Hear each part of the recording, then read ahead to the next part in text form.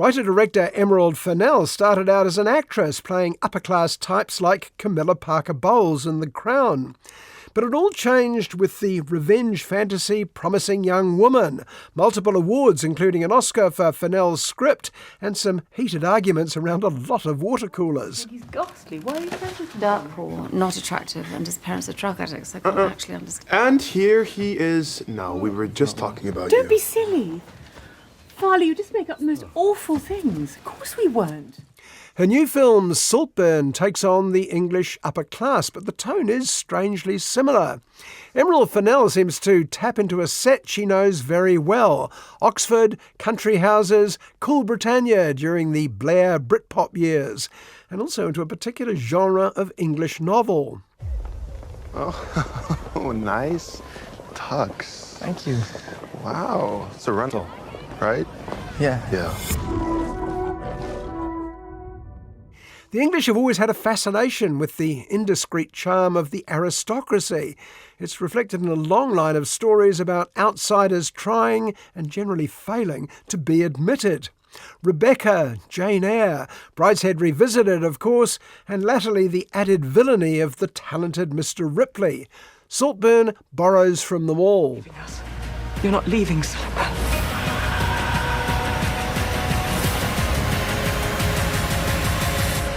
I don't think I'll ever go home again. We meet the decidedly non-new Oliver Quick as he arrives at Oxford. His classmates qualified for the ruling class finishing school by dint of money and connections, but Oliver had to rely on hard work and scholarships. He's the outsider, gazing at the likes of Felix Catton with envy, until one day... You all right? Yeah, I've got a flat tire. Take my bike. Hey, that is so kind. Thank you. I'm sorry I don't know your name. I'm Felix. Oliver. Oliver. Oliver, I love you. I love you. All right, cheers, Ollie. When he's able to do the impossibly glamorous Felix a good turn, Felix invites him for drinks with his A-list friends. And suddenly, to his surprise, Oliver finds himself accepted, vouched for by his new best friend. Pay back tomorrow. I know what you're talking about, mate. Thank you, Ollie! Oh, hey! It's light years away from Oliver's tragically disadvantaged background. He's essentially homeless these days. Shocked, Felix insists he come to stay for the summer. Stay at the family's ancient piles, Saltburn. My parents, they've got problems. What do you mean, problems? I don't think I'll ever go home again. Well, why don't you come home with me? Come to Saltburn. Felix is played, surprisingly, by an Australian actor, Jacob Elordi. Oliver is another bit of stunt accent work, Irish actor Barry Keoghan playing Liverpudlian. Ollie arrives and faces the family. Mr. Quick. Wow. And here he is now. Oh, what beautiful eyes. Oh, how wonderful. Yeah, I told you he wasn't a minger. Oh, but darling, you're kind about everyone. You can't be trusted.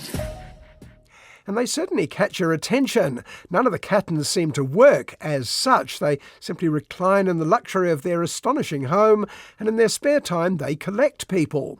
Like Oliver, this year's good cause, according to Sister Venetia. I think I like you even more than last year's one. You're so, So what? real. Sir James, Richard E. Grant, is all teeth and glib catchphrases, while Lady Elspeth is a dream part for the always brilliant Rosamund Pike. And what I particularly loved about her, and the rest of the characters too, is how specific the period of Saltburn is. I think it's even hotter than last year.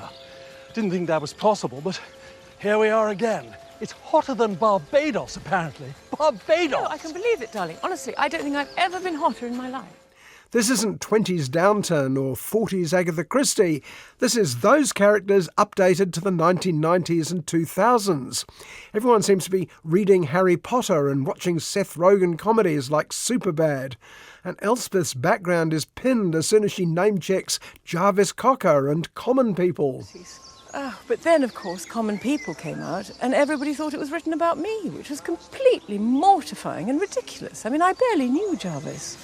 What? But she came from Greece. She had a thirst for knowledge. It couldn't have been me. I've never wanted to know anything. Also in the house are minor Cattons like Cousin Farley, Archie Madekwe as the one-man cynical Greek chorus, and the anything but cynical Poor Dear Pamela, a heartbreaking cameo from Carey Mulligan. Daddy always said I'd end up at the bottom of the Thames. So far, so good. I don't know what I'd do without Elsbeth. She really saved me. Don't bang on about it, Pamela, darling. You know we're delighted to have you for however long it is you mean to stay. Forever? Saltburn is clearly told by someone who knows this world inside and out. And then, as she did with Promising Young Woman, Emerald Fennell takes great pleasure in kicking the entire edifice into the moat. The last 20 minutes will either elicit the reaction, wow, or the less enthusiastic, hang on a minute. This place? You know, it's not for you. I thought I was part of the first group, but as time passed I had my doubts, even though, or because, I'd been rather enjoying the film until that moment. That said, Saltburn is undeniably the movie Fennell set out to make, a poisoned pen letter to the English upper class. It's what they used to describe in Saltburn's illustrious predecessors as a curate's egg. I assure you, parts of it are delicious. Anything else I should know about?